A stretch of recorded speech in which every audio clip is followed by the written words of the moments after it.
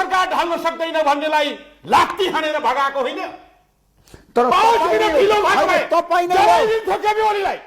केपीओलीले जलाउँछ सेनजी नयाँ पुस्ताले।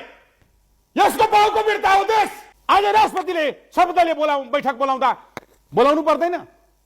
जेनजीलाई नयाँ पुस्तालाई बोलाउनु पर्दैन? सर्वदलीय आन्दोलनको पक्षधरहरूलाई बोलाउनु पर्दैन? बाइपास गर्ने केपीओलीलाई थुन्नु पर्दैन? शेरबहादुरलाई थुन्नु पर्दैन? रमेश लेखनालाई थुन्नु पर्दैन? सिडोलाई थुन्नु पर्दैन? अहिले बढी कुरो नगर्न दिने हो। कांग्रेस एमाले लगायतका राजनीतिक दलमा इमानदार, योग्य, सक्षम नयाँ पुस्ताका युवाहरू छन्।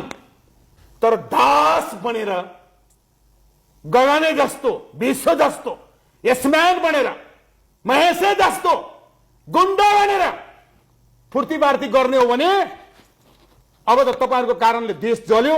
अब तपाईहरुलाई नेपाली जनताले जलाउने सम्भावना बढ्दै गएको छ। भिडियो हेरिसकेपछि तपाईलाई कस्तो लाग्यो? जस्तो लाग्यो आफ्नो प्रतिक्रिया चाहिँ कमेन्ट बक्समा छोड्नु होला।